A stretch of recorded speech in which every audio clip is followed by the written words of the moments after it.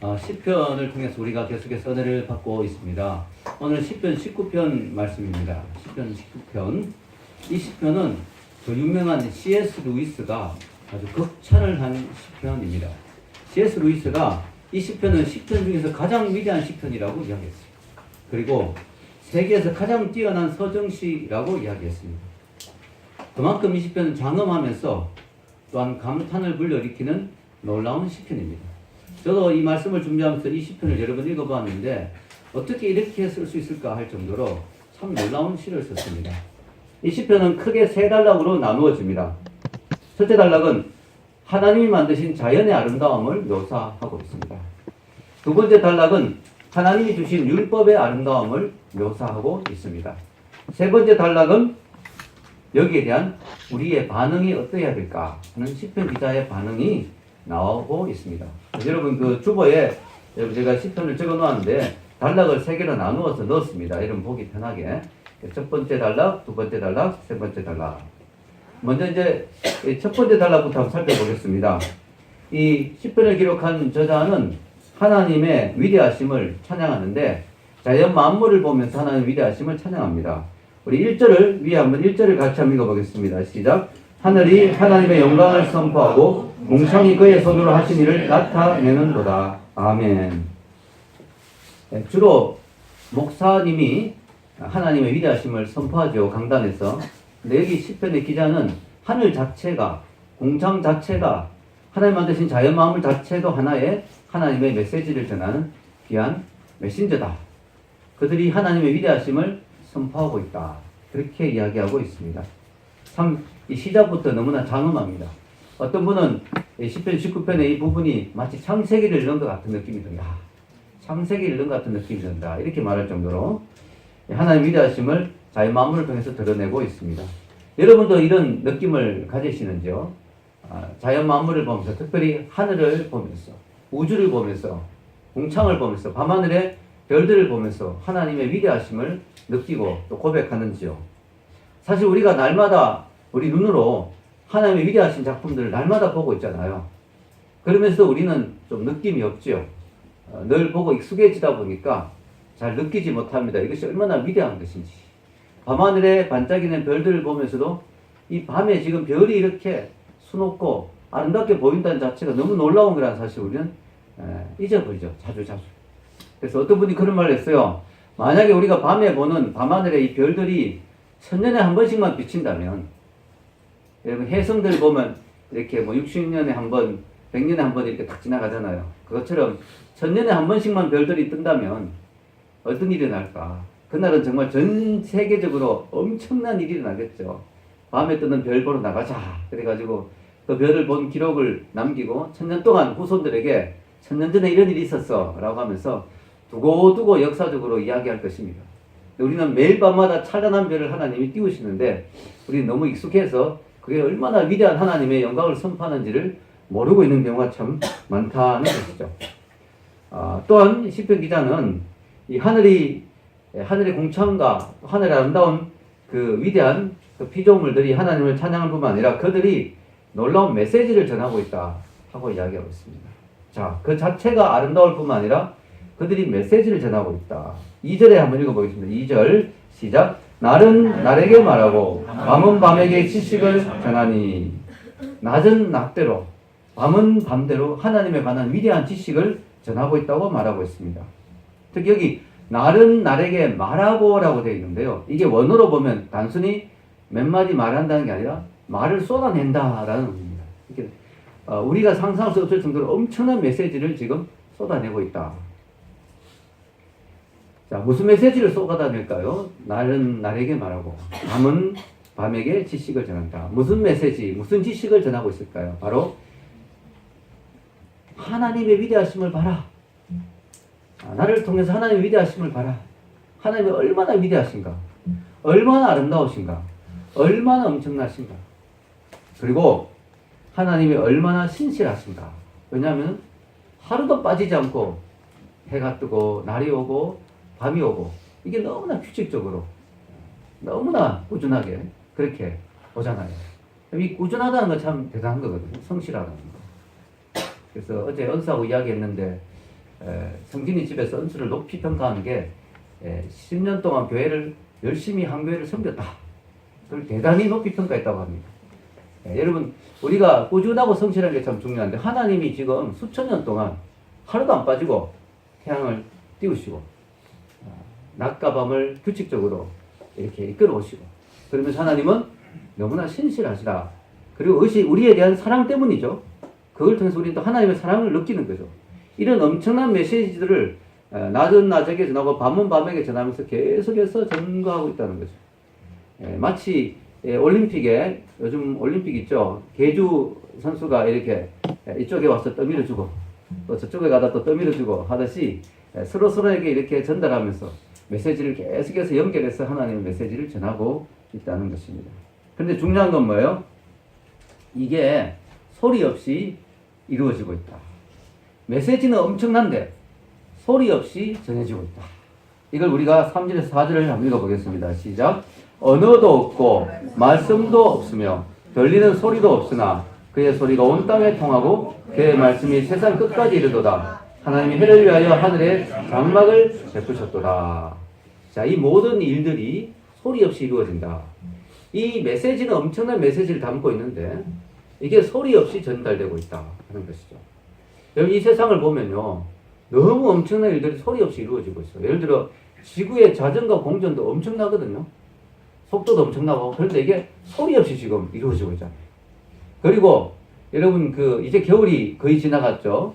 이제 봄이 다가오고 있죠. 이 계절의 변화 이것도 무슨 우두두둑한 소리가 안 나고 와장창창 소리가 안 나고 그냥 조용히 어느 사이에 이 계절의 변화가 이루어집니다. 낮이 가고 밤이 오는 것도요. 조용한 가운데 어느 사이에 밤이 왔어요. 어느 사이에 또 새벽이 밝아왔어요. 아이가 태어나는 것도 그렇죠.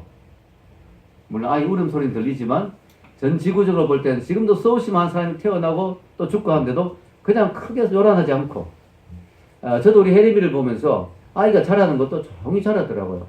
허리 밑에까지 왔는데 어느 사이에 저하고 비슷해지려고 하는 키가 그냥 자라는 소리가 안 들려요. 그죠? 그런데 이렇게 자라요. 너무 소리 없이 모든 일이 이루어집니다. 여러분 그런데요. 우리가 중요한 것은요. 이 소리가 없다고 메시지가 없는 게 아니라는 거 오늘 말씀은 소리는 안 들리는데 그 안에서 엄청난 메시지가 있어요. 그럼 이거는 어떻게 해야 되냐? 들을 수 있는 귀가 있는 사람만 들을 수 있는 거예요. 볼 수 있는 눈이 있는 사람만 볼 수 있는 거예요. 즉 영적인 민감성이 있어야만 되는 거예요. 우리가 이 위대한 하나님의 창조 작품을 보면서 꽃이 피고 낙엽이 떨어지고 이런 걸 보면서 하나님의 메시지를 읽어내려면 영적인 민감이 있어야 된다. 영적인 민감성. 이게 영성이란 거예요. 이게 영성. 여러분 C.S. 루이스가 참 멋있는 말을 했어요. C.S. 루이스의 책을 보면 파스칼이 우주를 보면서 하나님을 느꼈다는 거야. 그런데 그 하나님을 느꼈다는 것 자체가 대단하다는 거죠. 우주 자체도 위대하지만 그 위대함을 느끼려면 위대한 사람이어야 된다. 위대한 정신이 있는 사람만이 그 위대함을 느낄 수 있다는 거예요. 그래서 예수님도 말했어요. 돼지에게 진주 목걸이를 주지 마라. 왜? 돼지는 위대하지 않기 때문에 진주가 얼마나 위대한지 모른다는 거예요. 의미가 없다는 거죠. 위대한 사람이 위대한 걸 볼 수 있는 눈이 있다는 거예요. 여기 적어 놓았죠? 한번 읽어볼까요? 시작. 물질적 우주가 경외감을 불러일으키는 힘을 이끌어오는 것은 다름 아닌 우리 자신입니다. 감수성이 있는 사람들은 저녁 하늘을 바라보면 경외감을 갖습니다. 그러나 잔인하고 어리석은 사람들은 그렇지 않습니다. 파스칼이 영원한 우주의 침묵 앞에서 무서움을 느꼈던 것은 파스칼 자신의 위대함 때문이었습니다. 아멘. 아멘 하기 좀 이상한데요. 성경 구절은 아닌데 너무 멋있는 말이죠. 그것을 보는 사람의 정신과 마음이 위대해야 그 위대한 걸 볼 수 있는 눈이 있다는 거예요, 여러분. 그래서 그러면서 오늘 시편을 기록한 누굴까요? 다윗은 위대하다는 거죠. 그냥 다윗은 이 하늘의 궁창을 보면서 이 자연 만물을 보면 하나님의 위대하심을 너무나 뼈저리게 느끼고 있죠, 지금. 그러니까 다윗이 위대한 거예요. 물론 당연히 하나님의 창조물은 위대하지만 그걸 보면서 아무 느낌 없는 사람도 있어요. 아무 느낌 없는 사람도 있어요. 여러분, 남자하고 여자하고 데이트하면서 여자가 분위기 잡는다고 자기야 다리 밟지? 그러니까 남자가 이야 어떻게 다리 이렇게 밟지? 너무 아름다워 이래야 돼. 보름다리인가 밟지? 그래 보니 산통 다 깨지는 거죠. 여러분 이 느낄 수 있는 감성이 중요한 거죠. 이 다윗이 참 위대한 게 뭐냐? 이걸 보고 하나님이 위대하다는 걸 느끼는 거죠. 여러분, 우리도 만약에 이런 말씀을 보면서 또 이런 설교를 듣고 밖에 나가서 자연 마음으로 하나님 위대함을 느낀다면 우리 마음과 정신도 위대해지는 거예요. 아멘. 여러분들 그런 위대한 마음을 가진 분이 되기를 축원합니다. 이 다윗이 오늘 10편을 쓰면서요. 특히 태양에 대해서 이야기합니다. 태양. 5절에서 6절까지 한번 읽어볼까요? 5절에서 6절 읽겠습니다. 해는 그의 신방에서 나오는 신랑과 같고 그의 길을 달리기 기뻐하는 장사 같았어. 하늘 이 끝에서 나와서 하늘 저 끝까지 운행하며 그의 열기에서 피할 자가 없도다. 멋있죠? 묘사가. 해가 마치 신방에서 나오는 신랑과 같다. 얼마나 기쁜 모습으로 해가 환하게 밝은 모습으로 나오는 거예요. 여러분 해가 정말 밝잖아요. 해가 있어야 모든 것이 밝아지죠. 그래서 여러분 집에 아내가 있죠. 아내의 뜻은 안해, 안에 있는 해라는 뜻이에요. 그래서 부인의 얼굴이 밝아야 집이 다 밝아질 수 있어요. 그래서 여러분 이 부인을 얼굴을 밝게 만들어주기를 바랍니다. 여러분 중요한 것은요. 해가 이렇게 밝은 모습으로 나오면서 달려가는데요. 낮은 낮에게 전하고 밤은 밤에게 전하고 마치 개주 같은데 해는 마치 혼자 달리는 선수 같아요. 이 올림픽을 지금 하고 있으니까 제가 이런 말을 하는 거예요. 얼마 전에 이승훈 선수가 금메달 땄죠. 얼마나 힘찹니까? 멋있죠? 생명력 넘치죠? 치고 나가서 1등 하는 모습. 해가 그런 모습으로 기쁨으로 쫙 달려간다는 거예요. 근데 여러분 여기서 중요한 건요. 해를 의인화했죠. 의인화. 그러나 해를 의인화했지만 신격화하지는 않았다는 거예요. 여러분 이 성경이 써질 때는 벌써 수천 년 전이에요. 그때는 사람들이 전부 해를 신으로 숭배하고 있었던 때예요. 그래서 해를 신격화하고 있었대요. 근데 너무 놀랍게도 이 성경에서는요. 해를 하나님의 피조물로 적어놓지 신적인 존재로 적어놓지 않았습니다. 해는 위대하다. 해는 신랑과 같다. 해는 정말 힘차게 달린다. 해는 너무 멋있다. 그러나 해도 하나님이 만드신 궁창에 소속되어 있는 그런 피조물에 불과하다 하는 것을 이야기하고 있습니다. 그래서 너무나 분명하게 구분하고 있죠. 하나님의 작품과 하나님 자신을. 위대한 하나님의 작품과 위대하신 하나님을 구분하고 있어요. 우리는요, 이 피조물이 아무리 위대해도 하나님처럼 경배하면 안 됩니다. 그 피조물을 보면서 하나님을 경배해야 돼요. 여러분, 여러분의 이성 친구가 아름답습니까? 여신이란 말 쓰지 마십시오. 다만 이렇게 생각해요. 내 여자친구를 이렇게 예쁘게 만드신 하나님을 찬양합니다. 아멘? 그래야 되는 거예요. 우리가 피조물 자체를 높이고 경배하면 안 돼요. 피조물은 절대로 숭배의 대상이 되면 안 돼요. 그 피조물을 아름답게 만드신 하나님을 높여야 될 줄로 믿습니다. 그래서 이 시편 기자는요, 참 아름답게 하나님을 높이고 있습니다. 하나님은 우리에게 이 아름다운 우주를 주셨습니다.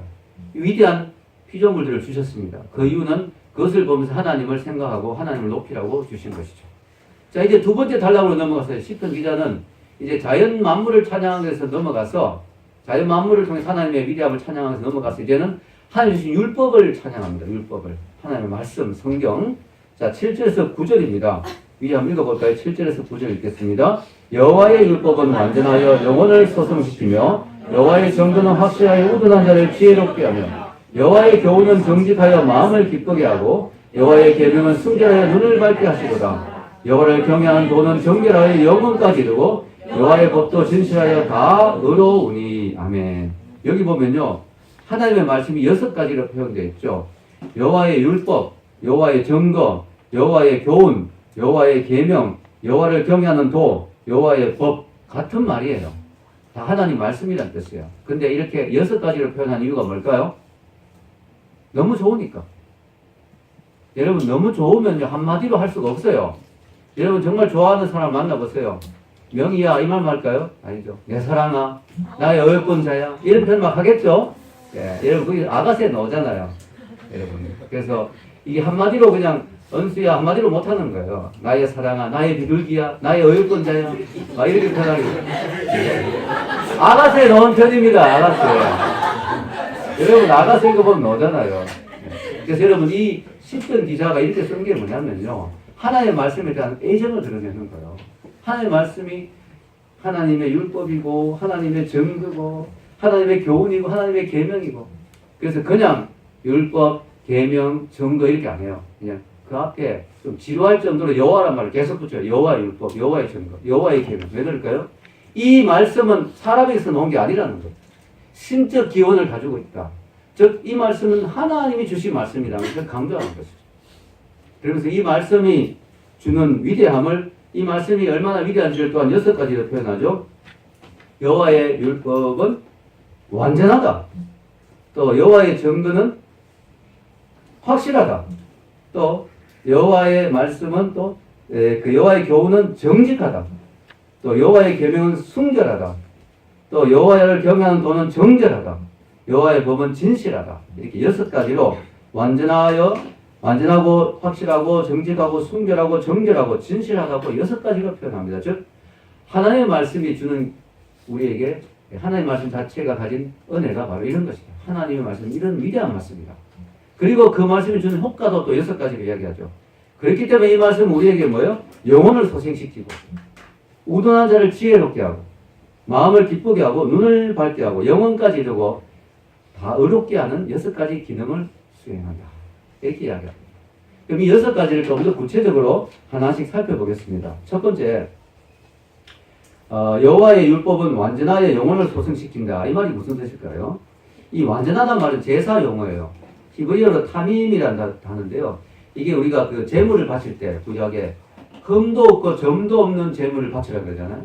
그때 이 퍼펙트, 완벽하다라는 뜻입니다. 완전하다는 말이에요. 영어로 perfect, 완벽하다. 하나님의 말씀은 완벽하다. 거기에 더 이상 뺄 것도 없고 더할 것도 없고 완전하다는 것이죠. 그렇기 때문에 그 말씀은 능력이 있어서 영혼을 소생시킨다. 시들시들한 영혼, 혹은 죄로 인해 죽어있던 영혼, 또는 영적으로 쇠약해 있던 영혼, 말씀의 양식을 딱 먹으면 다 힘이 나는 거죠. 여러분, 몸이 되게 피곤하고 힘들 때 밥 한 끼 제대로 잘 먹으면 힘이 확 날 때 여러분 그런 거 경험해 보셨죠? 그런 것처럼 이 하나님의 말씀이 그런 능력이 있다는 거예요. 하나님의 말씀은 완전하기 때문에 그 말씀을 잘 섭취하면 우리 영혼이 확 살아나는 효과가 있다. 두 번째는 여호와의 증거는 확실하여 우둔한 자를 지혜롭게 합니다. 증거가 확실하다는 말은 뭘까요? 신뢰할 수 있다는 거예요. 신뢰할 수 있다. 여러분, 증거가 분명하다는 거예요. 믿을 만하다. 증거가 확실하니까 신뢰하다. 18살의 뭐에 대해서 말했는데 그 사람에 대한 증거가 확실해. 그럼 그 사람 말을 믿을 수 있잖아요.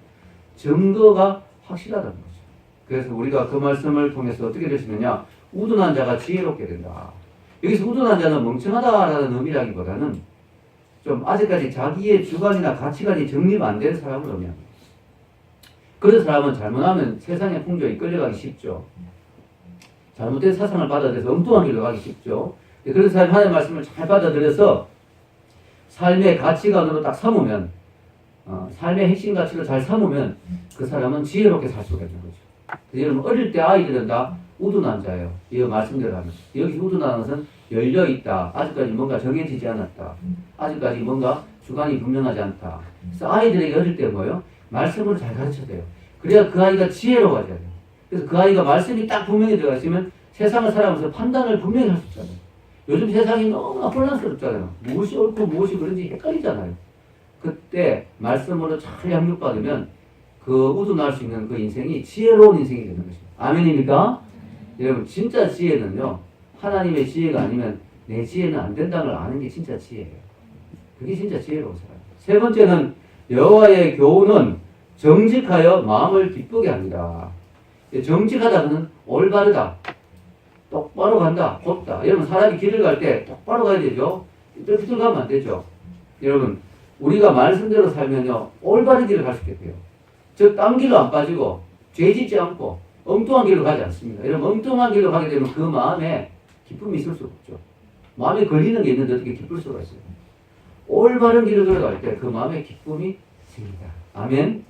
네 번째는 여호와의 계명은 순결하여 눈을 밝게 합니다. 이 순결하다는 것은 밝고 빛난다.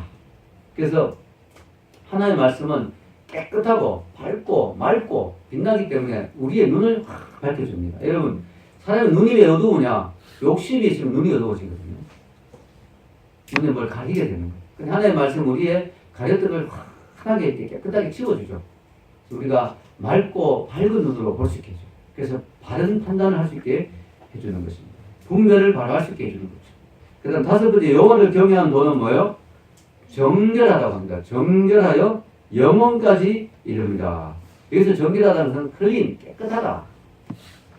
순결하다는 것은 클리얼, 가로막힌 게 없다. 깨끗하다는 것은 정결하다는 것은 깨끗하다, 클린하다. 티 없이 맑고 깨끗하다. 그래서 그 말씀은 영원하다. 즉 영원히 변하지 않는다. 불순물이 없으니까 영원히 변하지 않는다. 점검은 영원히 점검이잖아요. 불순물이 없으니까. 그래서 그 말씀대로 살면 거룩하고 정결하게 살 수가 있다. 여섯 번째로 여호와의 법은 뭐예요? 진실하다. 그래서 하나님의 의로우심을 나타낸다. 하나님의 말씀은 진실하고 언제나 옳습니다. 그래서 하나님의 말씀대로 살면 우리도 의로워진다. 그리고 하나님의 의로움을 우리가 드러낼 수 있게 된다 하는 것이죠. 자, 이 모든 것이 바로 율법, 하나님의 말씀이 주는 기능이고 축복이고 은혜입니다. 우리가 율법이라고 생각할 때 느끼는 그 느낌하고 좀 많이 다르죠. 우린 율법이라고 생각하면 되게 부담스럽잖아요. 되게 딱딱하고 되게 나를 감시하는 것 같고 나를 올가매는 것 같고. 근데 이 사람은 아니에요. 율법에 대해서 아주 극찬을 합니다. 극찬을. 마치 사랑하는 연인을 대하듯이 율법을 대합니다.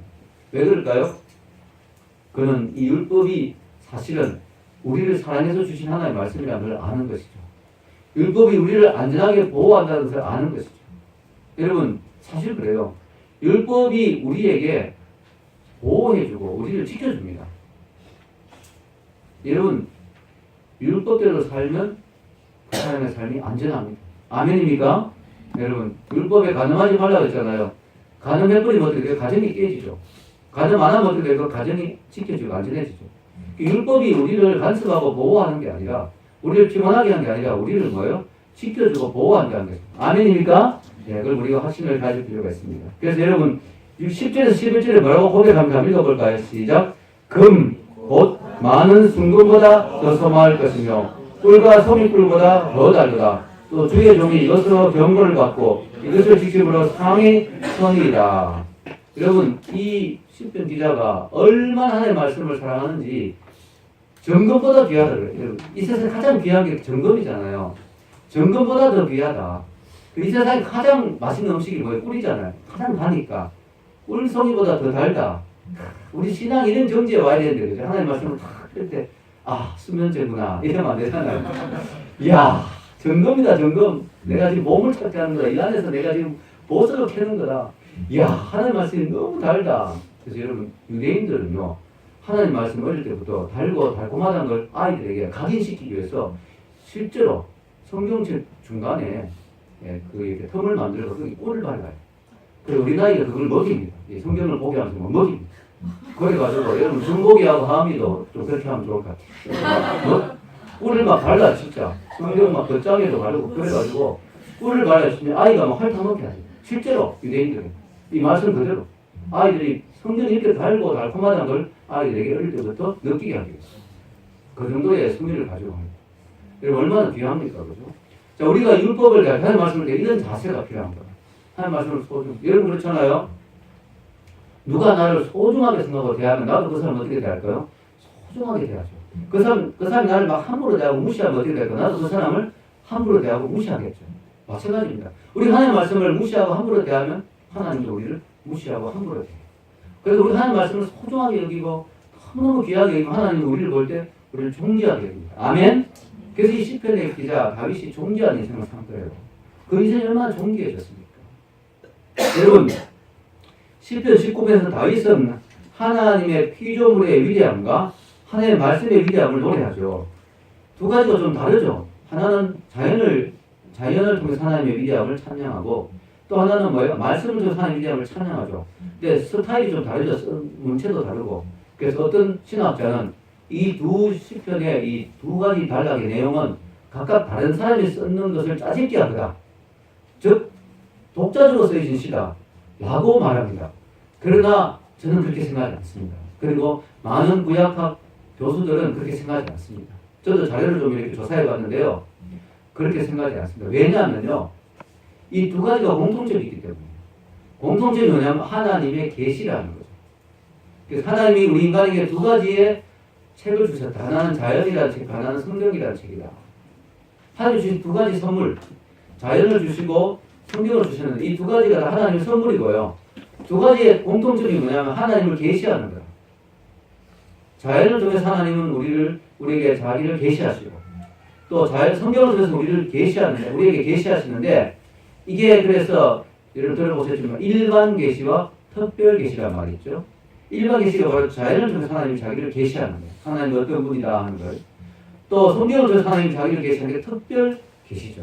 이 두 가지가 다 하나님의 계시의 말씀이라는 거죠. 그래서 이 두 가지가 다 중요한데요. 하나님이 왜 일반 계시만으로 끝나지 않고 우리가 알아들을 수 있는 어느 특별 계시를 주셨을까요? 그래서 여러분, 자연 만물을 통해서는 하나님을 어렴풋이 알지 정확하게 알지 못합니다. 하나님의 마음이 뭔지, 하나님의 솜씨는 알 수 있죠. 하나님의 위대함은 알 수 있지만 하나님의 뜻, 하나님이 정말 원하시는 게 뭔지, 하나님의 마음, 특별히 뭐예요? 우리가 죄를 지어서 어떻게 해결받는지, 천국은 어떻게 가는지, 자연 만물을 봐서는 몰라요. 우리가 자연을 보면서 꽃이 아름답다, 하나님 위대합니다, 오 하나님 주님을 높입니다 라고 한다고 천국 갈 수 있는 건 아니거든요. 그래서 하나님은 우리가 좀 더 구체적으로 하나님을 알고 분명하게 하나님의 뜻을 알고 하나님 어떤 분인지를 정말 실제적으로 알고 또 무엇보다 천국 가는 길을 알도록 하기 위해서 특별 계시를 주시는 거예요. 아멘. 그런데요, 일반 계시는 바깥에 들판에만 나가도 있는데 특별 계시는 교회 와야만 알 수 있어요. 여러분, 아무나 교회 못 오거든요. 여러분, 교회 아무 사람의 사람들 전도해봐도 이 특별 계시는 하나님의 특별한 은총을 받은 사람은 느낄 수 있는 거예요. 아멘입니까? 여러분, 여기 와 있다는 자체가 하나님의 특별한 은혜의 축복의 자리에 있는 거예요. 특별 계시는 특별한 사람에게만 주거든요. 여러분, 이 두 가지 자연 계시와 특별 계시가 다 전부 다 하나님의 계시지만 공통점이 있어서 이 10편, 19편에 같이 놓은 거예요. 그걸 지금 제가 좀 비교해 보겠습니다. 예를 들어 지금 태양하고 하나님의 말씀을 비교해 놓는 거예요. 그래서 태양이 하는 역할이 뭐예요? 빛을 주잖아요. 하나님의 빛을 비추잖아요. 여러분, 밤에 컴컴하면요, 아무것도 안 보이죠?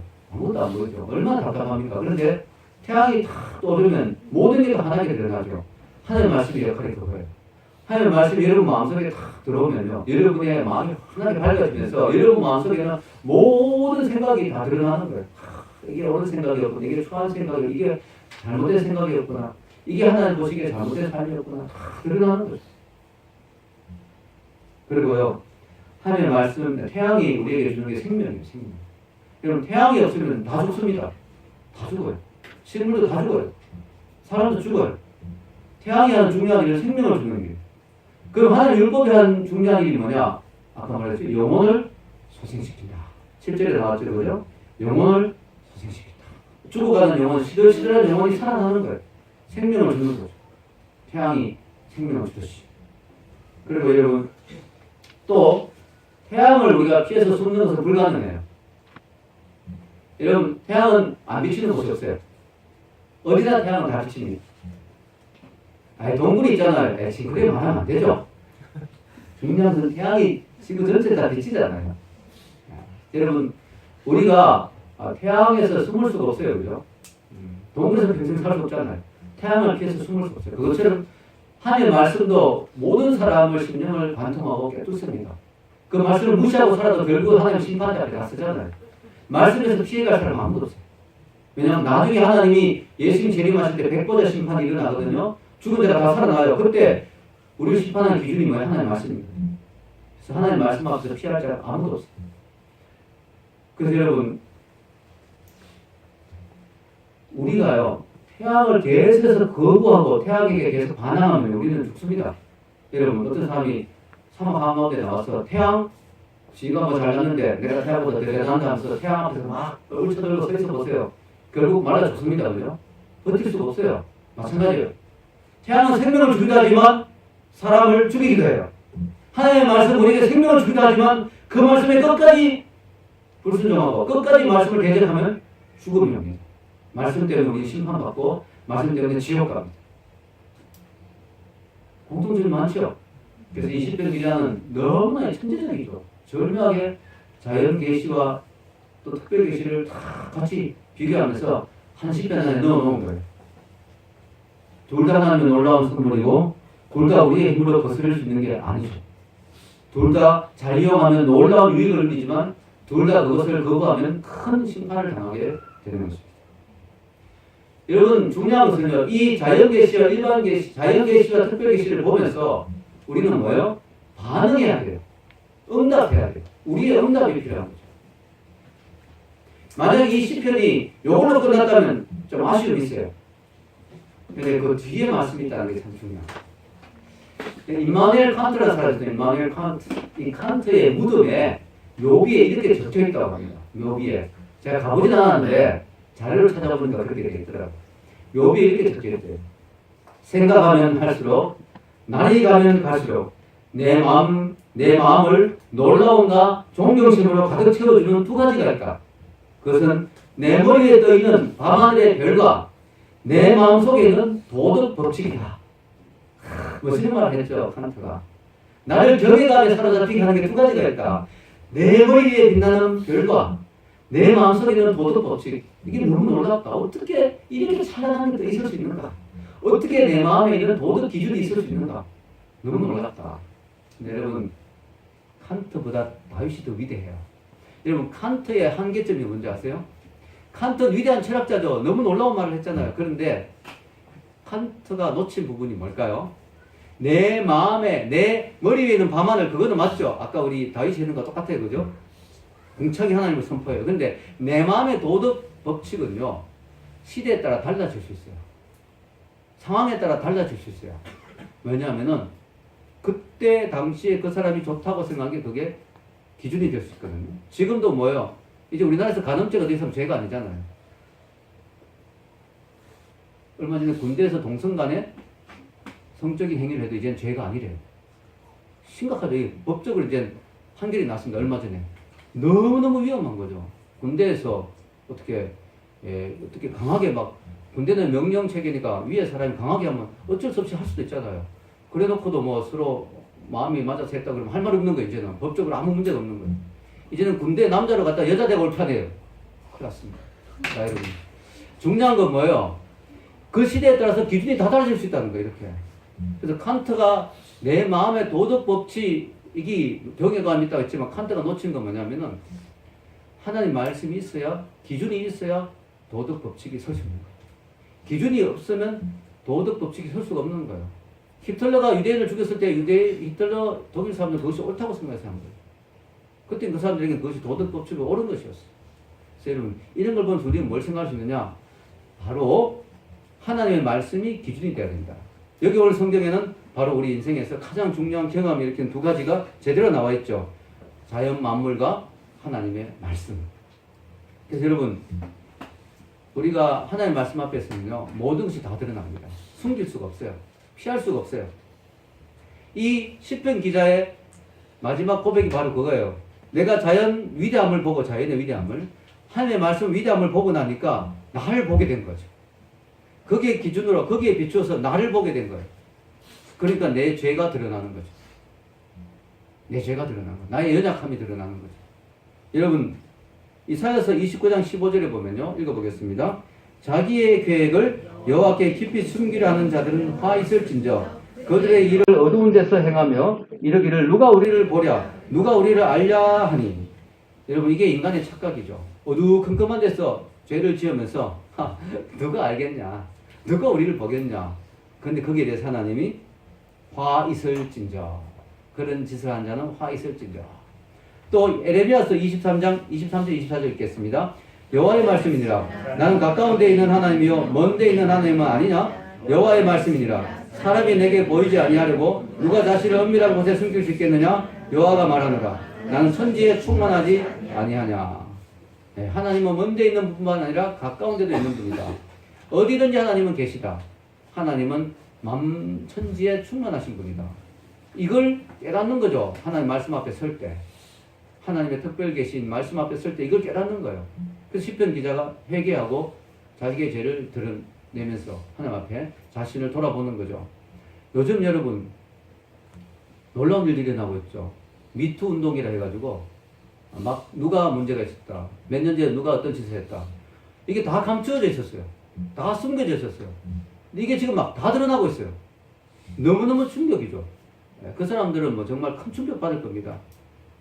다 드러나요. 우리는 그런 걸 보면서 뭘 생각할 수 있어요? 야, 사람이 사람에게 지은 죄도 결국은 드러나게 되는데 하나님 앞에서 그 죄가 어떻게 안 드러나겠습니까? 그죠? 그래서 이걸 깨닫는 사람이 지혜로운 거예요. 이 시편 기자가 지혜로운 게 뭐냐면은 이걸 깨달았다는 거죠. 야, 하나님 앞에서는 숨길 수 있는 게 아무것도 없구나. 태양의 빛 앞에서 아무도 도망갈 수 없듯이 여러분 지구에서 어디를 도망간들 태양으로부터 피할 수 있겠어요? 태양으로부터 도망갈 수 없듯이 하나님의 율법의 그 온기 앞에서 율법의 그 빛 앞에서 아무도 피할 수가 없구나. 엑스레이처럼 모든 사람을 다 투과하는데 지혜로운 자는 빨리 하나님 앞에 죄를 고백하고 하나님 앞에 바로 서는 것이 지혜로운 거다. 그래서 그가 이렇게 고백하죠. 12절에서 13절 읽겠습니다. 자기 허물을 명예히 깨달을 자 누구리요? 나를 숨은 허물에서 벗어나게 하소서. 또 주의 종에게 고의로 죄를 짓지 말게 하사 그 죄가 나를 주장하지 못하게 하소서. 그러면 내가 정직하여 큰 죄가에서 벗어나겠나이다. 아멘. 여기 보면요, 두 가지 죄를 이야기해요. 숨은 죄와 고의로 짓는 죄. 이걸 고범죄라고 합니다. 고의로 범죄하는 거. 숨은 죄와 고범죄 차이가, 숨은 죄는요, 자기도 잘 모르는 순간에 짓는, 자기도 잘 못 느끼면서 짓는 죄예요. 그리고 고범죄는 뭐냐면 고의로 알고도 짓는 죄예요. 알고도. 이게 죄인지 알면서도 짓는 거예요. 자, 이 숨은 죄, 고범죄 둘 다 죄입니다. 죄는 다 무서운 거예요. 숨은 죄를 자꾸 짓다 보면, 그죠? 자신도 모르게 망하는 자리로 가게 되죠. 고범죄 알면서 지게 되면 더 위험합니다. 나중에 되면 그 양심이 화인을 받게 돼요. 양심이 무뎌져가지고 이제는 그 죄에 완전히 중독되게 돼요. 그러니까 이번에도 드러난 사람들 보면 한 번의 실수가 아니고 뭐예요? 계속해서 그런 짓을 했죠. 왜냐하면 양심이 화인 맞아가지고 이제는 그 죄가 그를 주장하는 거예요. 그를 다스리는 거죠. 이 죄의 노예가 되어버린 거죠. 여러분, 이 시편 기자는요, 그걸 놓고 고백합니다. 하나님, 저도 인간이니까 저도 혹시 모르고 짓는 죄가 있을 수 있지 않습니까? 저도 알고도 자꾸 짓는 죄가 있을 수 있습니다. 하나님, 말씀 앞에 그 죄를 드러내 주십시오. 그리고 주의 종이 그런 죄를 짓지 않도록 도와주세요. 얼마나 진실하고 얼마나 아름답고 얼마나 소중한 고백인지 모릅니다. 여러분. 이런 고백을 자꾸 하는 사람은 죄를 지을 수가 없어요. 자꾸 죄를 지을 수가 없어요. 순간적으로 실수해서 한두 번 죄를 지을 수 있지만 계속해서 죄를 즐기고 지을 수가 없어요. 여러분, 매일 큐티만 해도 죄를 지을 수가 있어요. 어떻게 큐티를 매일 하는데 죄를 지을 수가 있어요? 실수로 한두 번 지을 수 있죠. 그러나 계속 지을 수는 없어요. 매일 밤마다 10시에 기도하는데 어떻게 죄를 지을 수가 있어요? 여러분, 기도 시간, 큐티 시간이 귀찮은 것 같아도 여러분을 지켜주는 줄 믿습니다. 아멘. 이 시편 기자가 아름다운 거죠. 그렇게 고백하는 거죠. 그리고 14절에 결론적으로 이렇게 고백하죠. 같이 읽어보겠습니다. 시작. 나의 반석이시여 나의 구속자이신 여호와여, 내 입의 말과 마음의 묵상이 주님 앞에 연락되기를 원하나이다. 이렇게 고백합니다. 이게 참 아름다운 고백이죠. 여러분, 이 고백은 아무나 할 수 있는 고백이 아니죠. 내 입술의 모든 말과 내 마음의 묵상조차도 여호와께 연락되기를 원합니다. 여러분, 우리가 말로 얼마나 실수를 많이 합니까? 나도 모르게. 내 마음의 묵상이 언제나 아름다울까요? 참 하나님 보시기에 부끄러운 것도 참 많겠죠. 그런데도 그는 이렇게 고백해요. 왜냐? 나중에 까발려지는 것보다, 나중에 심판대 앞에서 드러나는 것보다 하나님이 미리미리 체크해 주셔서 회개하는 게 낫다 하는 거예요. 여러분, 이것은 정말 어려운 기도입니다. 하나님, 나의 입술의 모든 말과 나의 마음의 묵상이 주님께 연락되기를 원합니다. 그러나 이 기도는 참으로 영성 있는 기도입니다. 여러분, 진짜 영성이 이거예요. 진짜 영성이. 주일 성도 잘하고 11조 잘하고 이런 것도 영성이지만, 그러나 진짜 영성은 이거예요. 하나님, 내가 무심코 하는 말과 내가 잠깐 지나가면서 하는 생각조차도 하나님 앞에 연락될 수 있는 게 되기를 원합니다. 얼마나 아름답습니까? 나의 입술의 모든 말과 나의 마음의 묵상이 주께 연락되기를 원하네. 여러분, 이 찬송 좀 자주 하시면 좋을 것 같아요. 여러분, 길거리 가면서 나의 입술의 모든 말, 나의 마음의 묵상이. 여러분, 얼마나 아름답습니까? 제가 예수님을 믿고요, 첫 번째 받은 기도응답이 이거였어요. 제가 알레르기 비염이 너무 심해가 그때 너무너무 힘들어가지고 약을 먹는데 약이 너무 독한 거예요. 약을 먹고 나면 하루 종일 뻗어 있는 거예요. 그래가지고 우리 어머님에게 약을 먹으면서 약이 너무 독하다. 초콜릿처럼 맛있는 약이 있으면 얼마나 좋을까. 몸에 해롭지도 않고 초콜릿처럼 맛있는 그런 약이 있으면 얼마나 좋을까. 어머님이 야, 그런 약이 세상에 어디 있겠냐 그러셨거든요. 그리고 며칠 후에 어머님이 시내에 나갔다가 독일 약국이란 약국이 왔는데 독일에서 나온 약인데 알약인데 맛이 초콜릿 같은 거예요. 그걸 사가지고 오신 거예요. 먹는데 맛이 초콜릿 같아요. 유화도 먹어도 되는 너무나 좋은 약이에요. 이름 잊어버렸는데 너무너무 신기한 거. 그러면서 야, 내가 이걸 받았는데 기도도 안 했는데 하나님 들어주셨네? 이야 신기하다. 정식으로 기도도 안 했는데 어떻게 이렇게 내가 지나가는 말로 했는 게 어떻게 이루어졌지 하는 순간에 이 구절이 갑자기 내 마음에 떠오르는 거예요. 나의 입술의 모든 말과 나의 마음의 묵상이 주께 연락되기를 원하네.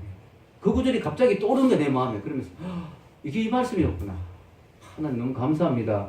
내가 그냥 지나가면서 잠깐 생각한 것도 기도로 생각하시고 들어주셨군요. 여러분이 아무거나 생각하지 마십시오. 아무 말이나 하지 마십시오. 여러분의 말과 여러분의 생각은 능력이 있습니다. 우리 하나님의 형상대로 지원받았기 때문에 오늘 말씀을 기억하면서요.